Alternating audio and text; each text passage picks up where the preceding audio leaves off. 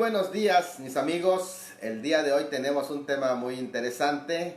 Es el cuarto de los temas de esta miniserie sobre el rapto de la iglesia. Y esta se llama Sinónimos del Harpazo en el Nuevo Testamento. El día de ayer presentamos 12 sinónimos del rapto en el idioma hebreo del Antiguo Testamento. Y hoy vamos a presentar 10 términos que, aparte del harpazo, se utilizan en el Nuevo Testamento para hablar del rapto. Para ello vamos a estar teniendo en este momento la introducción basada en dos porciones de las Sagradas Escrituras que nos hablan acerca de la revelación progresiva, porque algunos tendrían que relacionar. Ustedes se dieron cuenta que yo dije que no puedes interpretar solamente el Antiguo Testamento para hablar del rapto. Dios te bendiga al hermano Sabiduría Bíblica, ya están conectados. Entonces, ¿por qué razón no podemos quedarnos con el Antiguo Testamento solamente? Aunque es más importante, porque ahí están las semillas iniciales de la doctrina, porque ya es el Nuevo Testamento donde viene la revelación plena. Hebreos capítulo 11, versículos 1 y 2 y Gálatas 4:4 son dos pasajes desde el cual vamos a establecer la plataforma. Hebreos 1 al 2 dice: Dios, habiendo hablado muchas veces y de muchas maneras en otros tiempos a los padres por los profetas, en estos postreros días que iniciaron con el ministerio del Señor Jesucristo, que no vamos a hablar en esta hora cómo se explica, nos ha hablado por medio del Hijo. Y recuerden que Gálatas 4:4 también dice: pero cuando vino el cumplimiento del tiempo, Dios envió a su Hijo, nacido de mujer y nacido bajo la ley en esa época. Bueno, la Biblia tenemos que entender que es un registro de una revelación progresiva que tuvo la culminación en la persona y obra del Señor Jesucristo, que Él es el autor y consumador de esta fe, del Nuevo Testamento. Mateo 5:17 así lo dice, que Él es la culminación de esta fe, Él es el fin de la ley. Una revelación históricamente, así como lo tenemos en el Nuevo Testamento, que está condicionada. Es muy difícil que sea de otra manera, sino de una forma progresiva. ¿Esto condicionada a qué? Bueno, condicionada a la naturaleza humana, condicionada a la mentalidad humana, condicionada a la historicidad incluso. ¿Por qué razón? Porque Dios ha enseñado en forma paulatina a los seres humanos, como llevándolos de la mano primeramente con símbolos en el Antiguo Testamento. Nosotros decimos con puntitos y rayitas, con bolitas, como se enseña a los del kinder. A los niños del kinder tú no les puedes enseñar a sumar y restar y dividir. Tienen que ellos aprender lo básico. Después que han aprendido lo básico, entonces vas enseñando las primeras letras, los primeros números. Y a los niños de primaria no le vas a enseñar cálculo diferencial. Eso ya tendrá que ser después que en secundaria aprendan ya álgebra, y después va usted a enseñarle cálculo integral, cálculo diferencial. Eso se enseña paulatinamente, eso se llama progresivamente. Y así es con todas también las doctrinas en la Escritura, porque Dios no podía dar una revelación de un solo tiro para todos, porque entonces no se comprendería. Tendría que ser paulatinamente, porque así es como puso a la naturaleza humana. Y Él tiene tanto amor y yo digo paciencia para con los hombres, que nos va enseñando con puntitos y rayitas. Así es como sucede con todas las doctrinas del Nuevo Testamento y del Antiguo Testamento, incluidas la doctrina del rapto. Es un proceso de revelación progresiva. En el Antiguo Testamento se establecen algunos de los parámetros,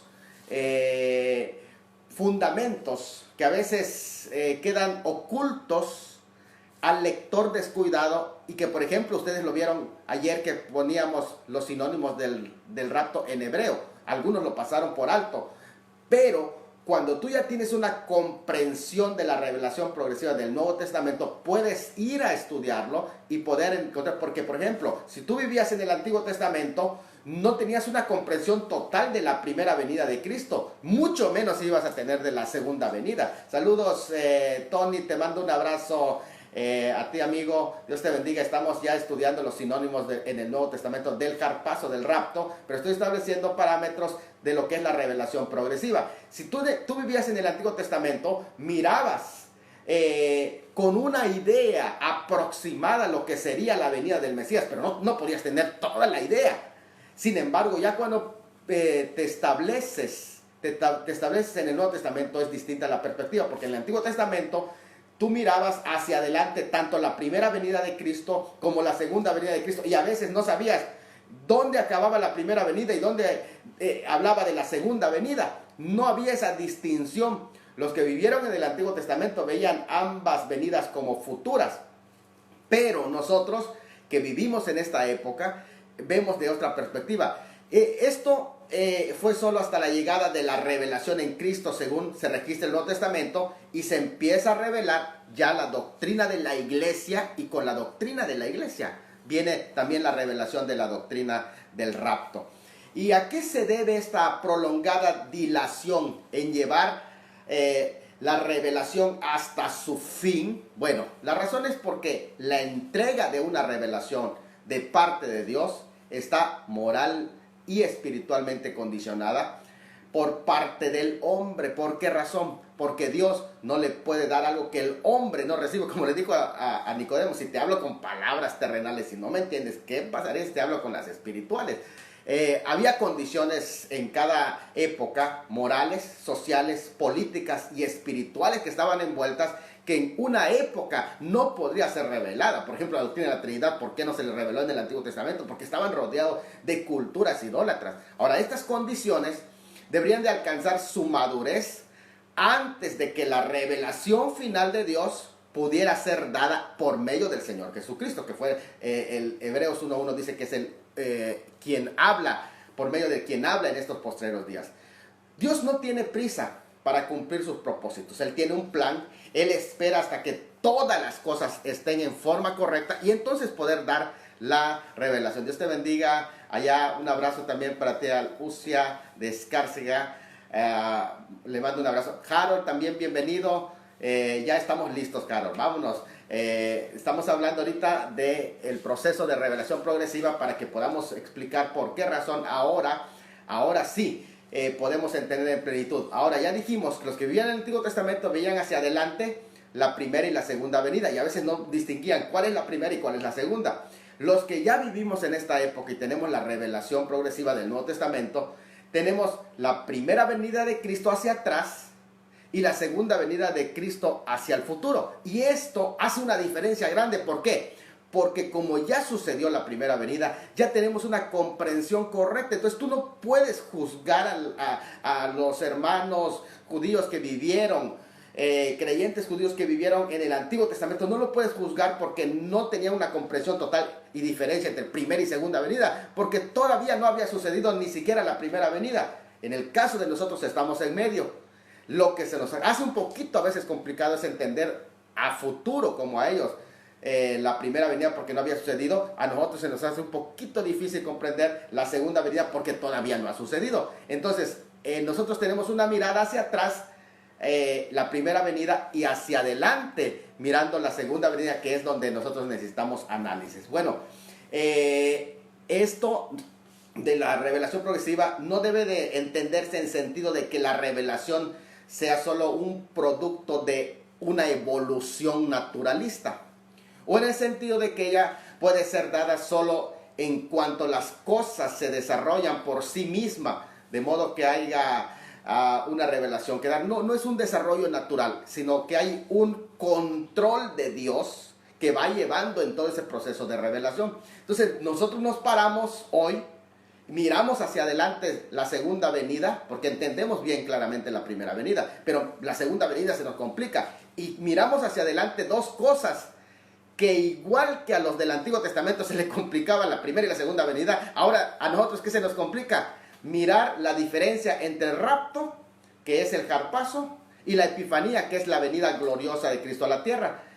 Entonces se nos complica igual, tenemos que entender que esa misma situación que vivieron los judíos en el Antiguo Testamento, ahora nos toca vivir, pero con respecto a la parusía, a las dos etapas de la parusía. ¿Por qué? Porque está en tiempo futuro, y esto es importante que lo entendamos. Una parte de la revelación consiste en la creencia, o más bien en la creación por parte de Dios, de aquellas condiciones. Dios va a crear esas condiciones que hacen posible que el hombre reciba esa revelación. Es decir, Dios va creando el espacio para que el hombre esté preparado para recibir esa revelación. Por eso es que preparó el escenario antes que Cristo nazca. Preparó el escenario con las conquistas griegas y todo eso. ¿Para qué? Para que el idioma griego pueda estar presente y pueda ser universal el mensaje que se iba a dar. Bueno, Dios puede dar solamente en la proporción que el hombre tiene la capacidad de recibir. Sin embargo, la receptividad del hombre es también creación de Dios de manera progresiva y natural. Por lo tanto, no le puede dar algo que no tiene la capacidad de recibir. Jesús Suárez González, te mando un abrazo. Dice, el problema es para que los que no creen ni entienden la primera. Exactamente, muy bien, buen comentario por allá de nuestro hermano. Menos van a comprenderlas. Exactamente, buen comentario, es una buena nota la que ahí mi amigo Jesús está diciendo. Mira, pero este proceso natural de desarrollo, de entendimiento humano, es el que se requiere de una revelación progresiva, porque yo digo así, si Dios te lo da de tajo, te vas a traumar. Si con la poca revelación que Él te da, a veces no buscas qué hacer, estás volviendo loco, cuánto más, ¿verdad? Que te lo dé de sopetazo. Entonces, en un proceso de 1600 años, dio la revelación de manera progresiva, con tanta paciencia que nos tiene Dios. Bueno, si uno mira la enseñanza de la Biblia, como estando todas ellas sobre el mismo plano moral, espiritual y comprensión intelectual, entonces estas dificultades no van a tener solución.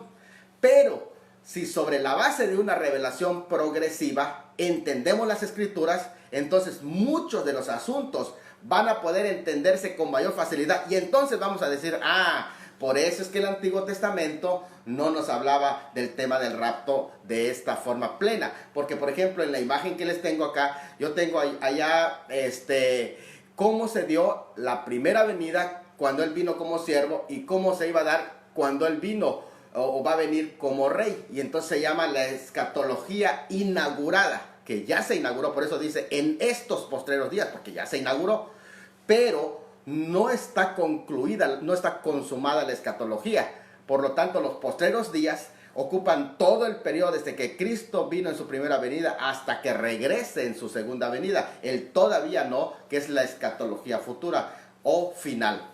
Bueno, este tema de la revelación progresiva es fascinante. Mira, en el Harpazo o doctrina del rapto se aprecia en modo tan claro el hecho de la revelación progresiva, porque se encuentran indicios muy leves, como vimos en la conferencia anterior, en el Antiguo Testamento. Pero solo es en el Nuevo Testamento donde se va mirando una evolución de esa doctrina. Y a mí me fascina, porque como estoy metido en el estudio del rapto, me doy cuenta de cómo se fue dando desde una mención no tan clara en los evangelios, hasta la revelación plena que viene con el apóstol Pablo, al que se le abre la revelación y Dios le da esa revelación, como vamos a ver, y hasta alguna aceptación de parte de los escritos juaninos, y lo que decíamos de Pedro, que aún mismo Pedro se le complicaba entender en plenitud. Entonces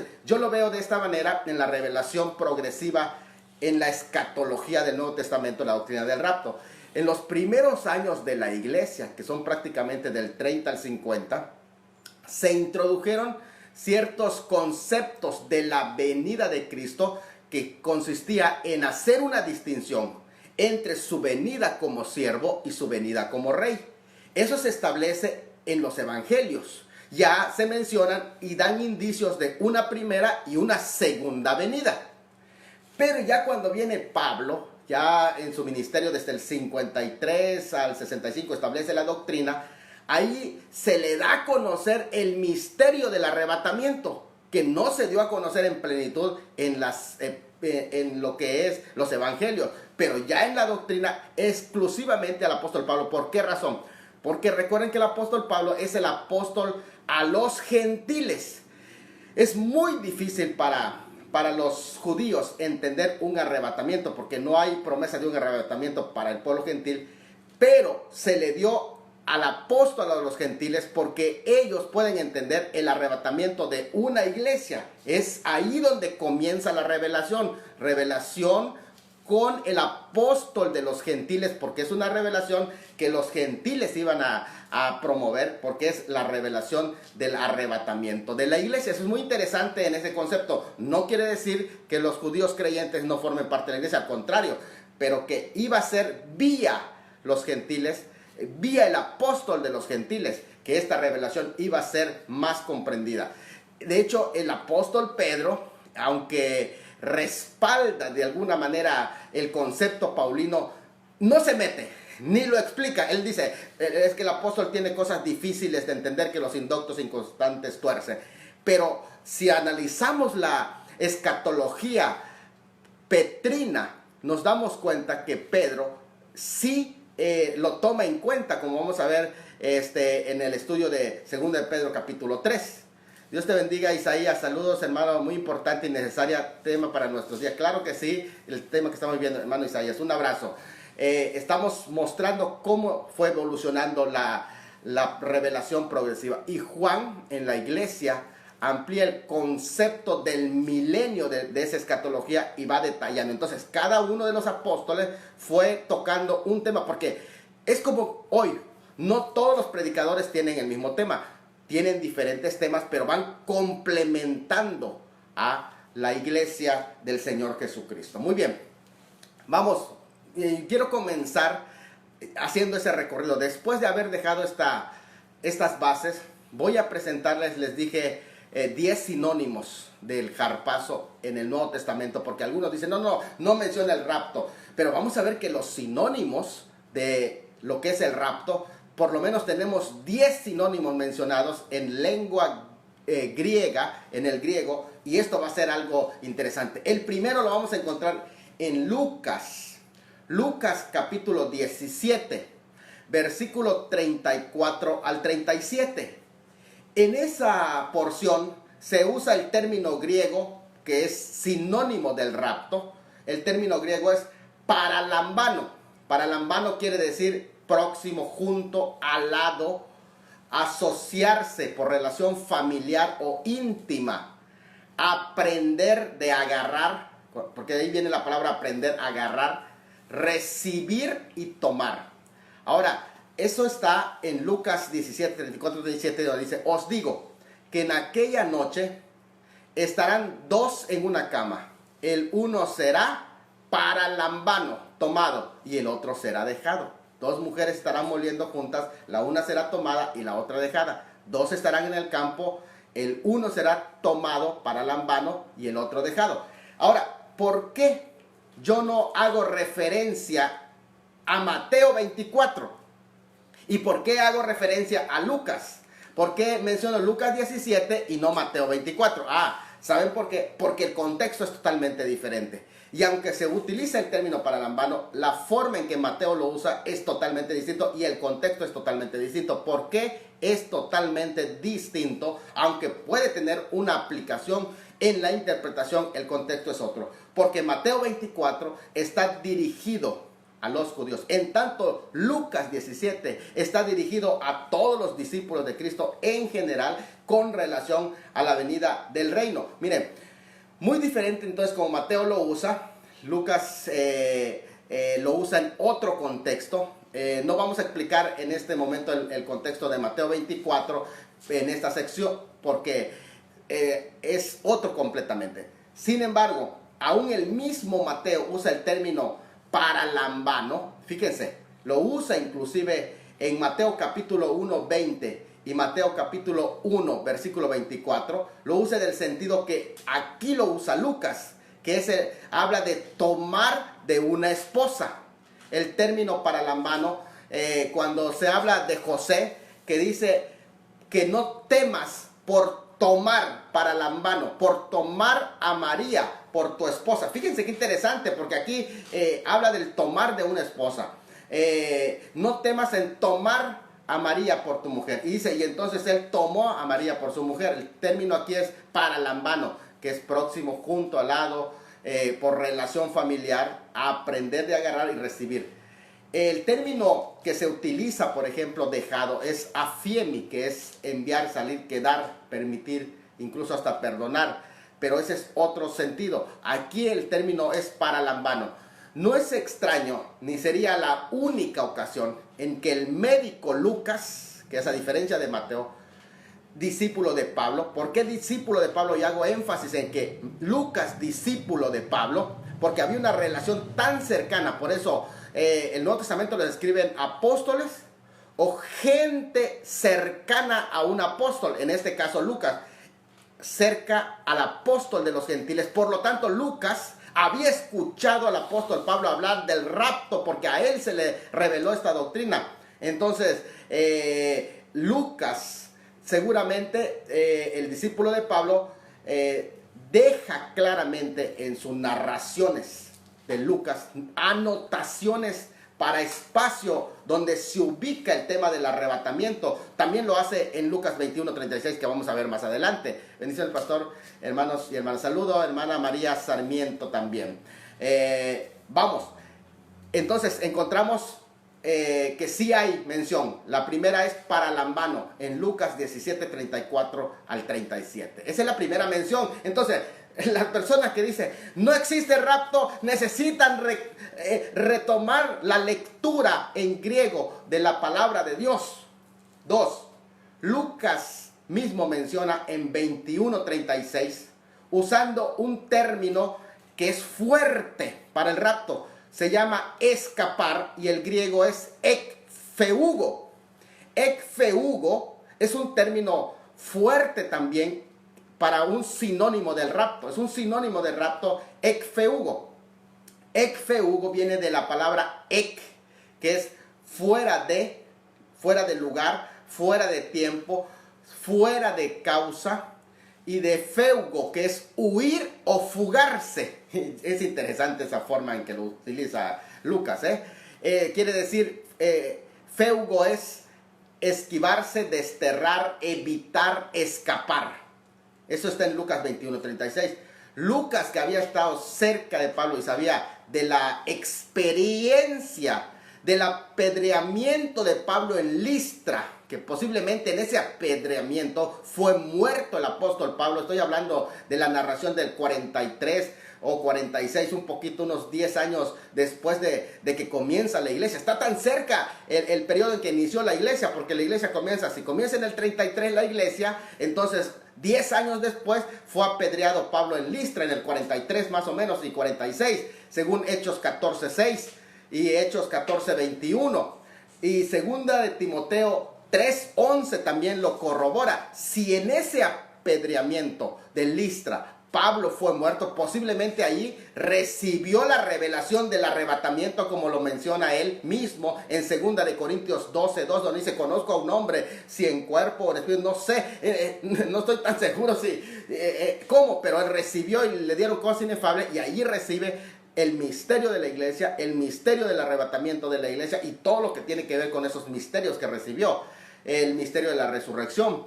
Esto nos prueba que de los sinópticos, Lucas era uno de los últimos que escribió, y con una información más amplia que Marcos, más amplia todavía que Mateo, que los otros evangelistas, sobre el tema de la escatología. Más adelante, el apóstol Juan iba a mencionar otros temas de escatología, pero este tema en especial Lucas lo escribe porque estaba cerca del ministerio del apóstol Pablo. Esto es muy interesante al respecto. Ahora, él dice en ese orad para que seas dignos de escapar, ekfeugo, de las cosas que sobrevendrán a la tierra, para probar al morador de la tierra. Es interesante, no a la iglesia, al morador de la tierra. Ahora, Tercera palabra. Tercera palabra aparece en Juan 14:3. Ya vimos paralambano, ekfeugo. Ahora hay otra palabra que es un sinónimo de harpazo que en el griego, porque algunos parece que no tienen Biblia más. Yo crecí con la Reina Valera, y yo amo la Reina Valera. Pero yo estoy entendido que la Reina Valera es una traducción.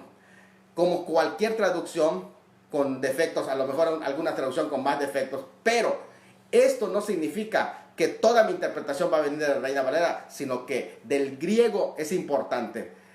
¿Por qué razón? Porque ahí es donde tú te das cuenta. En Juan 14:3, por ejemplo, se usa un verbo que dice os tomaré. Y el término tomaré ahí es único en el Nuevo Testamento, es paralemzomai. Paralemzomai es una palabra que está relacionado con lambano, pero es una palabra más larga, paralemzomai. Si me fuere y os prepararé el lugar, vendré otra vez y os tomaré. Entonces el tercer sinónimo es paralemzomai, os tomaré a mí mismo, para que donde yo estoy, vosotros también estéis. Que es una forma prolongada del verbo primario que se usa en ciertos tiempos, y la forma correcta de traducir os tomaré es echaré mano de ustedes. Eso es harpazo. Echaré mano de ustedes. Como hemos visto, todos los que han estado en el estudio de las definiciones etimológicas de harpazo se dan cuenta que es paralemzomai, es echar mano de, es lo mismo que harpazo. Entonces el término tomado, que de donde nace este término, que es paralambano, lo vimos anterior, es usado aquí también para hablar de tomar de una esposa. Por lo tanto, además que se basa en la raíz de lambano, que es tomar, que en Juan 14:3 se refiere al arrebatamiento. En este caso se usa el verbo paralemzomai, que es una forma prolongada de un verbo primario, que se usa en ciertos tiempos. Entonces es echar mano de, hablando de que va a tomar a su esposa.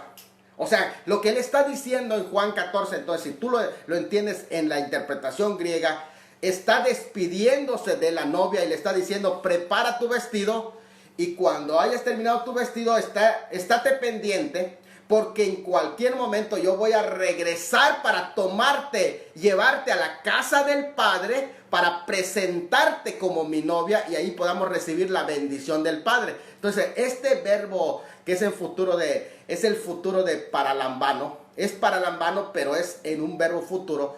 Se traduce literalmente el versículo 3 de Juan, capítulo 3, de esta manera: yo les tomaré juntamente para mi propio hogar. Eso es lo que está diciendo en este pasaje. Yo les tomaré y les voy a llevar juntamente, conmigo van a ir a mi propio hogar que estoy preparando. Entonces aquí está hablando de la boda de este novio. Muy bien. En Romanos 5:9 es el cuarto sinónimo. Romanos 5:9 se usa otro término, porque es sinónimo del rapto, es salvación. Lo vimos cuando hablamos del hebreo del Antiguo Testamento, hablamos de salvación, porque también eso es harpazo, es salvarte. Romanos 5:9 habla del arrebatamiento como un ser salvo. Soso es el griego. Soso de la ira escatológica. Ser salvo de la ira escatológica. Soso viene de sos, que significa seguro, incluye salvar. De ahí viene la palabra salvación, liberar, proteger, hacer salvo, librar, preservar, sanar y hacer misericordia. Y cuando dice entonces en Romanos 5:9, vengo para liberarte, para hacerte soso de la ira escatológica, está hablando precisamente de esa salvación. En este caso, si se le considera un sinónimo del arrebatamiento, pues es el acto mediante el cual Él te libra de la ira venidera o la ira escatológica profetizada por los profetas, al igual que en 1 Tesalonicenses 1:10 y 5:9, que no los voy a mencionar porque es la misma palabra soso. Esto significa que Él viene a salvarte, y eso es, el rapto es una salvación también. Vamos, el quinto sinónimo que yo encuentro, para mí también es espectacular, está en Efesios 4:8, 4:9 y 4:10. refiriéndose a la exaltación de Cristo, del que detallo en mi comentario en Apocalipsis 12, ustedes lo vieron, como el hijo varón arrebatado a la diestra de Dios, y se usa el término aquí, anabaino, que es decir, subir o sube. Ese es el arrebatamiento de Cristo o la ascensión de Cristo, por el cual dice, subiendo, anabaino, subiendo a lo alto, llevó cautiva la cautividad y dio dones a los hombres. Y esto de que subió, anabaino, ana arriba, ¿qué es? Sino que también había descendido primero las partes más bajas de la tierra, y el que descendió es el mismo que también anabaino, subió por encima de todos los cielos para llenarlo todo. Ahora, el sexto sinónimo lo encuentro en 1 Tesalonicenses 1:10, donde se utiliza el término librar, que es chromai. Chromai viene de una palabra, es interesante porque aquí en 1:10, donde viene para librarnos también, como en el caso de Romanos, de la ira venidera, chromai viene de greco, que es corregir, fluir como agua. Literalmente quiere decir sacar para uno mismo, rescatar, liberar o libertad. Es un sinónimo del rapto. Si lees 1 Tesalonicenses 1:10, para eso viene, para librarte de ese contexto. Ahora, el séptimo término aparece en Hebreos 11:5. Y atención, hemos tocado este tema y todavía yo voy a hablar más de este personaje porque es importante, pero Hebreos 11:5, esto es fascinante. Hebreos 11:5 en el Nuevo Testamento toca el caso de Enoc, usando dos interesantísimas palabras, sinónimos del rapto, y esto tiene que llegarte. La primera palabra que se utiliza es metatitsemi. Metatitsemi quiere decir transferir, transportar, cambiar de lados. Es decir, estás de un lado y te cambia de lado. Transponer, trasladar. Eso significa metatisdemi. Ahora, la otra palabra es parecida. Se llama metatsesis. Metatsesis es transferencia al cielo, desestablecimiento de una ley. Y esto significa que ya no te aplica la ley ni de la gravedad, se desestablece. Contigo ya no funcionan esas leyes. Remoción, cambio o transponer. Esos dos términos los vamos a ver en este momento. ¿Por qué razón? Porque son fuertes. Con respecto al traslado de Enoc, se mencionan estos dos sinónimos el escritor de Hebreos. Por lo tanto, escuchen esto. Algunos dicen, es que estás forzando el Antiguo Testamento, pero el escritor de Hebreos está hablando del rapto como nosotros predicamos del rapto, en el mismo sentido. Con respecto al traslado de Enoc, está usando ese mismo sentido. Con respecto, Dios te bendiga, mi amigo Sandy, te mando un abrazo, tremenda cátedra, dice, de la etimología del arrebatamiento. Sí, amigo, y él, Sandy, escuchen bien, Sandy sabe lo que dice, él es un escatólogo también, sabe lo que está diciendo. Escuchen esto, hermano, estas dos palabras que usa el escritor de Hebreos, y se lo dirige a la iglesia, no se lo dirige a los judíos. Por eso, cuando Mateo 24 habla de la venida de Cristo, usa la ilustración de ¿quién? De Noé. Pero este escritor, como no está hablando de los judíos, usa la ilustración precisamente de Enoc. Dos palabras, traspuesto. Ahora, esto para mí es algo súper tremendo porque son dos sinónimos del griego harpazo, que son muy claros y que contienen mucha riqueza de significado. Traspuesto y traspuso. Miren, estas dos palabras se refieren al arrebatamiento de Enoc y a la forma en que fue arrebatado de la tierra. Miren, vamos a leerlo porque es interesantísimo. Es cómo es que se estableció ese portal donde él fue trasladado. Dice, por la fe Enoc fue traspuesto, metatsesis, para no ver muerte. Interesante. Dice así, y no fue hallado, porque lo traspuso, metadisemi, lo traspuso Dios. Y antes de que fuese traspuesto, metatsesis, Dios tuvo testimonio de haber tuvo testimonio de haber agradado a Dios. Ahora, la historia de Enoc enseña que existe la posibilidad de regresar al Edén que perdió el hombre, pero ya no por el mismo camino, sino ahora por el camino al cielo. Freddy, dame un ratito ahorita que entremos a preguntas, yo con todo gusto te contesto. Dale, ahorita vamos a continuar. Y sí, buena pregunta, muy interesante, Freddy. Dame chance de terminar y con todo gusto. Dale, entramos, ¿cómo no? Miren, lo que se está mencionando aquí son los requisitos. Que ya no vas a entrar al paraíso vía la muerte, sino, ¿cuál es el requisito? Caminar con Dios o hacerse su amigo.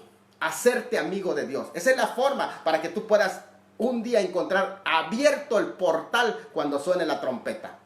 Mientras las otras personas que caminaron sin Dios tienen un fin de muerte, Dios enseña con la vida de Enoc que la monotonía de la muerte puede romperse, pues existe una alternativa, es irse directamente al cielo. Entonces optó por esta alternativa Enoc y no murió, sino que prefirió caminar con Dios y finalmente fue arrebatado, removido de la tierra, transportado al cielo, traspasando las esferas de existencia terrestres. Es una palabra muy fuerte.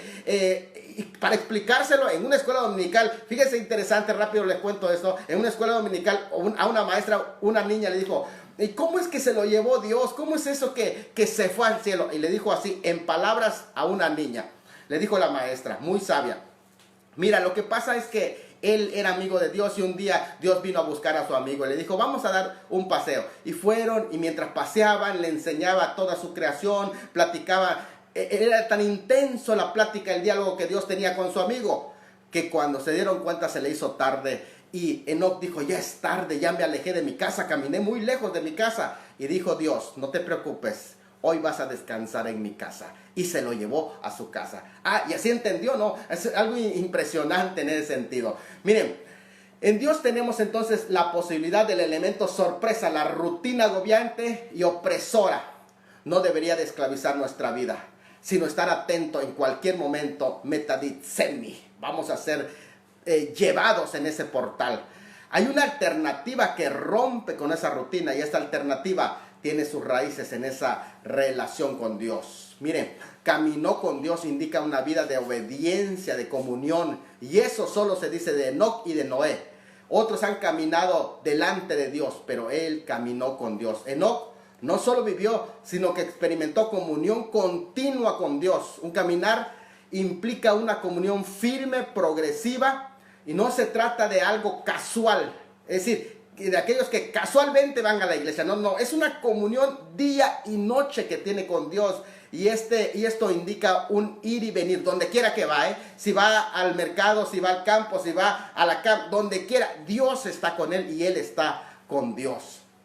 La esperanza de la venida de Cristo, con su vida y profecías, fue anunciado desde hace ¿cuántos? 6,000 años, porque Enoc fue predicador de la justicia y fue profeta, el primero de los profetas que predicó acerca de la venida de Cristo. Es más, predicó la segunda venida, porque dice: vi al Señor venir con sus santos decenas de millares. De estos profetizó Enoc, séptimo desde Adán. Es interesante en Judas 14. Así que el regreso del Señor lleva unos 6,000 años que está siendo anunciado. El tiempo ya se está cumpliendo. La resurrección de los que durmieron en Cristo, la transformación de los creyentes vivos en un momento, y la traslación de ambos que están incluidos en la segunda venida, en la parusía, porque recuerden que la parusía tiene el jarpazo de la parusía y la epifanía de la parusía. Entonces, pero el jarpazo ya está a punto de ocurrir. Miren, aunque ya dejamos claro que una mera ilustración del Antiguo Testamento no puede fundamentar una doctrina que solo fue revelado plenamente en el Nuevo Testamento, como el rapto, sin embargo, sí puede ser tomado como ejemplo, e incluso, como dije hace unos momentos, el mismo autor de Hebreos usa este ejemplo desde esta perspectiva en este punto. Entonces, el ejemplo de Enoc para la iglesia. Así pues, dice: Enoc fue arrebatado antes del diluvio. es un ejemplo de la iglesia arrebatada antes del gran cataclismo. Pero Noé, en ese sentido, no es figura de la iglesia, sino que es figura de Israel, que es librado durante el diluvio, durante la tribulación, como Noé fue librado en el diluvio, pero Enoc fue librado del diluvio. Son dos cosas diferentes. Entonces, cada uno tiene su tipología, pero el escritor de Hebreos toma no la imagen de Noé, sino el ejemplo de Enoc, que fue llevado antes del diluvio, según este escritor que hemos mencionado. Vamos, nos faltan 3, así que estamos en el octavo. Apocalipsis 3:10 hace uso del término guardaré. El término guardaré también se usa como un sinónimo de harpazo, que es tereo.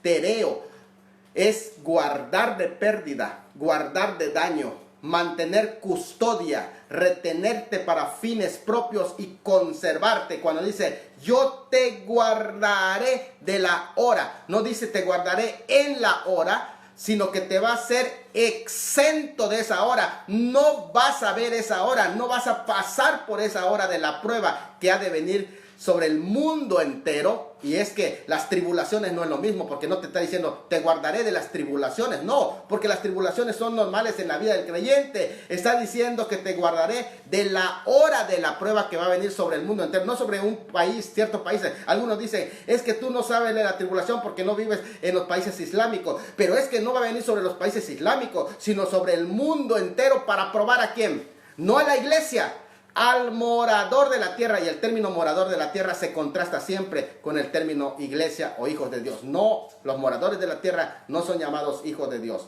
Entonces es interesante la diferencia entre esto. Apocalipsis 3:10, te guardaré de la hora de la prueba. Vamos, número 9. En Apocalipsis 4:1, y Apocalipsis utiliza mucho ese término para arrebatamiento, que es sube, anabaino. En el 4:1, en el Apocalipsis 4:1 es anabaino, ¿qué significa anabaino? Es entrar, brotar, crecer, resucitar, sacar, subir, venir. Viene de dos palabras, ana, arriba, y basis o vaino, que se traducen como caminar, paso o ir. Es decir, caminar arriba. Es interesante el término anabaino, caminar arriba, anabaino. O sea, el arrebatamiento suele usarse como un tipo del arrebatamiento de Juan, que aquí aparece cuando le dicen a Juan, una voz como de trompeta que me dijo, sube acá. Es un tipo del arrebatamiento de la iglesia que sigue a la historia, porque cuando él se le dice en el capítulo 4, ya se dio la historia de las 7 iglesias que representan los 7 periodos que la iglesia ha vivido durante estos 2000 años. Ahora, cuando le dicen sube acá, ya terminó el periodo de la iglesia, entonces va a desarrollarse las cosas que han de ser después de estas. Y eso precisamente es la apertura de los sellos que marca el inicio de la ira venidera. Número 10, Apocalipsis 7, versículo 2. Se usa de nuevo anabaino para referirse al volar de un ángel y en 8:4 para el subir del humo del incienso también se utiliza anabaino. 11, en Apocalipsis 11:12, con este vamos a ir terminando, se habla de esto, anabaino, sobre el arrebatamiento de los 2 testigos literales resucitados, usando el término subid, anabaino. Dice así, y oyeron una gran voz en el cielo que les decía, subid acá, y subieron anabaino al cielo en una nube, y sus enemigos los vieron. Esa nube, ese es el portal que se abre. Y en esa misma nube, igual en un portal que se abre, nosotros vamos a ser abducidos. Es interesante en ese sentido. Entonces, encontramos 10 sinónimos, del rapto de la iglesia en el Nuevo Testamento. 10 sinónimos de harpazo, 11 con harpazo. Vamos a concluir. Muy bien, concluyamos. A través del estudio de estos sinónimos, no solo se amplía nuestra comprensión del tema del arrebatamiento, sino que se puede comprobar que la traslación, ascensión de la iglesia, desaparición de la iglesia, le puedes llamar porque lo vimos, o rapto, no es una locura, una doctrina descabellada. Igual también podemos demostrar que está presente en toda la escritura, desde el Antiguo hasta el Nuevo, y no es ajena a la palabra de Dios. Al contrario, hasta lo usan como ejemplo los mismos escritores. Además se entiende a perfección total que el tema está acorde con la revelación progresiva y la iluminación progresiva, porque son dos cosas. La revelación progresiva es como fue completado el Nuevo Testamento. Todo el Antiguo Testamento hasta el Nuevo fue progresivamente hasta que se completó. Pero la iluminación progresiva nos dicta de que nuestro entendimiento de la Escritura va ampliándose a medida con más iluminación. Por ejemplo, cuando tú eras cristiano comprendías ciertas cosas básicas del Evangelio, pero si tienes 10 años en el Evangelio, ahora tu comprensión es más grande, se llama iluminación progresiva. Toda revelación completa está en el Nuevo Testamento. Por eso es que la doctrina del rapto se fundamenta en el Nuevo Testamento, y en especial, como es el arrebatamiento de la iglesia, tuvo que ser por medio del apóstol de los gentiles, el apóstol Pablo. Amigos, abrimos el tiempo para preguntas. Me parece que había una pregunta por allá. ¿Quién nos hace la pregunta que nos dijeron sobre Mateo 24? Vamos a comenzar la sesión de preguntas. Freddy González, sí. Freddy González habla del uso del término. Vamos a leerle su pregunta a Freddy González. Dios te bendiga, hermano Freddy. Dice: Lucas utiliza paralambano diferente a Mateo. ¿Por qué en Mateo 24:40, cuando dice que estarán dos en el campo, uno será tomado para lambano y otro dejado? Una interpretación de Mateo es que ese pasaje habla de la segunda venida de Cristo, y cuando habla de ser tomado para lambano se refiere a los que son tomados para llevados a juicio, muertos que no entran al milenio, y los dejados son los que se introducen al milenio. Efectivamente, hermano, efectivamente, ahí cuenta mucho el uso contextual de las palabras. Es interesante ver cómo se da el uso de las palabras dependiendo el contexto en el que se maneja. Como recuerden que Mateo 24 habla de la epifanía de la parusia. No se está hablando aquí como en el caso de Lucas, que sí está hablando en términos generales a los creyentes. Aquí en Mateo 24 en específico se le está hablando precisamente a los judíos. ¿Por qué?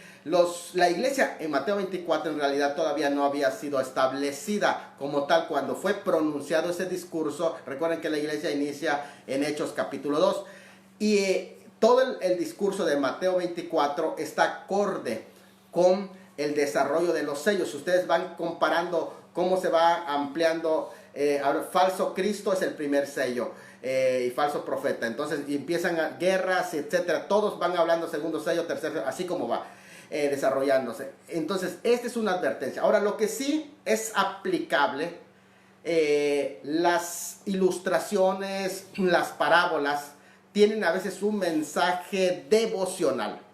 El mensaje devocional es aplicado tanto a judíos, a gentiles, a todos los cristianos, a toda la persona. El mensaje, por ejemplo, velar, es un mensaje devocional. Velar. ¿Es aplicable a la iglesia? Sí. ¿Es aplicable a los judíos también del tiempo de tribulación? También, porque el término velar es una actitud, no es una cronología. Pero cronológicamente Mateo 24 sí se aplica a los judíos, y es correcta la interpretación del uso que das de paralambano cuando se habla de dejado y tomado. Dejado allá es dejado para entrar al milenio, y tomado es tomado para juicio, llevado a juicio. Y lo hemos hecho en argumentación en otros programas, hemos argumentado esto, pero en Lucas no. En Lucas el contexto es totalmente diferente. Incluso Lucas utiliza otra ilustración que no usa Mateo. Mateo, por ejemplo, usa la ilustración de Noé, que ya hemos mencionado esa ilustración. ¿Por qué de Noé? Porque fue librado durante el diluvio. Así va a ser protegido Israel durante el diluvio, durante la tribulación.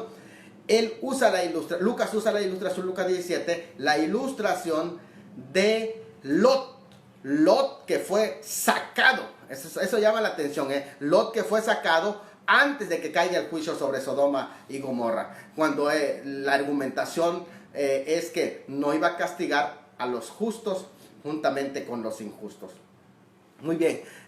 Otra dice Isaías Sánchez, hermano Salomón, en el arrebatamiento nos enseña que solo quedaron las vestimentas, otros se llevan solo el espíritu y otros totalmente desaparecerán terrenalmente. Con todo, ¿cuál será la realidad de estas tres teorías?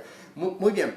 Hermano, en este caso, fíjense que algo muy interesante, dice, pero os digo, hermano, que la carne y la sangre no pueden entrar en el reino de los cielos. No sabemos exactamente cómo va a ser ese momento, ¿no? Decir, voy a llevar una ropa, esta ropa va a ser mi ropa del arrebatamiento, ¿no? Lo que sí sabemos que no vamos a ser recibidos desnudos. ¿Por qué? Porque vamos a tener una vestimenta espiritual, y eso está en 2 de Corintios. Pero lo demás, no tenemos detalles en la palabra del Señor acerca de lo que es la vestimenta. Lo más importante aquí yo creo que es que nos vayamos con el Señor. El cómo va a ser, podemos especular en base a todo esto, pero no tenemos suficiente luz respecto a cómo va a darse o cómo va a suceder en ese sentido. Me llama la atención el caso de Elías. Elías lanzó su manto, pero no tenemos ideas sobre el caso de Enoc, de qué manera se dio. Entonces, me parece que incluso, pues son cosas muy secundarias. En el caso de la ascensión de Cristo, en la ascensión de Cristo a él le vieron subir. Ahora, en Enoc, la palabra que a mí me llamó mucho la atención cuando estaba estudiando los sinónimos es metaditsemi, que es una desintegración. Dice allá el metaditsemi es dejar de ser a este mundo, no ser nada. Entonces posiblemente haya una desintegración de lo que es la misma ropa y todo lo exterior que portamos, no sé. Es muy probable, porque cuando dice desestabilización de una ley también, es que la palabra metaditsemi nos da para mucho, nos da para bastante, y es muy probable que sea de esa manera, el no ser más. Esa palabra metaditsemi es fuerte porque también implica no ser más, no ser hallado. Entonces es interesante, pero son meras especulaciones que a lo mejor podríamos ir buscando en las palabras, pero no hay una seguridad en la totalidad. Entonces, a veces me llama la atención que basamos nuestra doctrina en películas. Y de pronto, porque nos pasó, a veces en la iglesia le hacen una pregunta a los niños y te responden lo que vieron en una película, ¿no? Que a veces las películas le ponen otro sentido que no es lo bíblico, ¿no? Pero es bueno, las ilustraciones que se usan en las películas son meras películas que nos dan una idea, pero no lo convirtamos en doctrina, ¿sale? Muy bien, vamos a dejar espacio para otras preguntas. Si hay preguntas, tenemos más preguntas, a ver. A ver, ¿cómo vamos? ¿Cómo vamos con las preguntas? ¿Ya no hay más? Bueno, si ya no tenemos más preguntas, pues vamos a ir concluyendo hoy. Creo que ha sido un buen tiempo de reflexión, de conferencia, así que, pues amigos, en vista de que ya terminamos, dice, Dios te bendiga, Isaías, estoy para servirte. Vamos nosotros a ir concluyendo, pues, que Dios te bendiga, te mando un abrazo desde Cozumel, Pastor Salomón, para servirte. Hermano, hay una pregunta, Chan Medina Pascual, a ver, ¿quiénes se van a quedar? Uf, ese está tremendo. Miren, en este sentido, por eso es que se nos pide velar que seamos dignos de escapar de estas cosas que sobrevendrán. La salvación del alma es por fe, pero fíjense que es interesante el término que persevere hasta el final. ¿Por qué perseverar hasta el final? Porque cuando ciertamente dice que nadie le arrebatará de mi mano, pero aquellas ovejas que se mantienen en la mano, arrebatarte de la mano del Señor no se puede, pero tú salirte, sí, es totalmente diferente. Una cosa es que alguien quiera arrebatarte, y nadie lo puede hacer, ni la muerte, ni lo alto, ni lo bajo, ni principados, ni potestades. Sin embargo, la persona voluntariamente sí puede sacar, porque Dios no te tiene secuestrado, sino es por ti. ¿Cuál sería el impedimento para ir con el Señor en el rapto? Miren, Aquí dice, sin santidad nadie verá al Señor. Eso es una cosa muy importante. Si tú eres un cristiano y la santidad es el revestimiento del Señor Jesucristo en su fe, pero es un mantenimiento también en su presencia, en su palabra. No importa cuán nuevo o cuán viejo seas, tú al momento de recibir a Cristo has sido santificado en mantenerte en esa fe, mantenerte firme sin fluctuar, porque eso es algo muy importante. Y en ese mantenimiento, el término que se nos exhorta en todas las veces que se habla del arrebatamiento, de la venida de Cristo, se nos exhorta a velar. Velad pues, porque no sabéis el día ni la hora en que el Hijo del Hombre ha de venir. También en 1 Pedro dice, siendo que todas estas cosas han de ser destruidas, ¿cómo no deben de ustedes vivir en santa y piadosa manera de vivir? Entonces es importante que aquí se pide la vida piadosa, estar velando, y para eso hay dos requisitos que se presentan en la novia. La novia se dice que, y a su esposa se le ha concedido que se vista de lino fino, limpio y resplandeciente, porque el lino fino, limpio y resplandeciente son las acciones justas de los santos. Por lo tanto, no puede haber un desequilibrio entre lo que creemos y lo que somos. Tiene que haber una práctica. No solamente es teórico, tenemos que vivir una vida cristiana día a día, estar a la espera del Señor. Dios te bendiga, mi hermano Jesús Juárez, una novia decente, exactamente. Dios te bendiga, un abrazo. Damos por concluido en ese sentido. Fíjate que ahorita que dices eso de la novia, Jesús, aquí es algo importante. Una pregunta: ¿es posible que una novia no espere ansiosamente la venida de ese novio? Porque Apocalipsis dice, el Espíritu y la iglesia y la novia dicen, ven, ven Señor Jesús. Una cosa es creer en el Señor, una cosa es decir, yo amo a Jesús, pero el apóstol Pablo dice que Él viene en el último capítulo de Timoteo, dice así, viene a buscar a todos, y no solo a mí, sino a todos los que aman su venida. Si yo no amo su venida, y amar su venida quiere decir que yo estoy atento. ¿Por qué razón? Porque sé que si viene hoy, me voy con Él. Eso es amar su venida. No solamente es amar a Jesús. Muchos creyentes dicen, yo amo a Jesús. Pero mi pregunta es, ¿amas su venida? ¿Tú quieres que venga en este momento el Señor Jesús? Analiza. ¿Por qué no quieres que venga? Dios te bendiga y te mando un abrazo.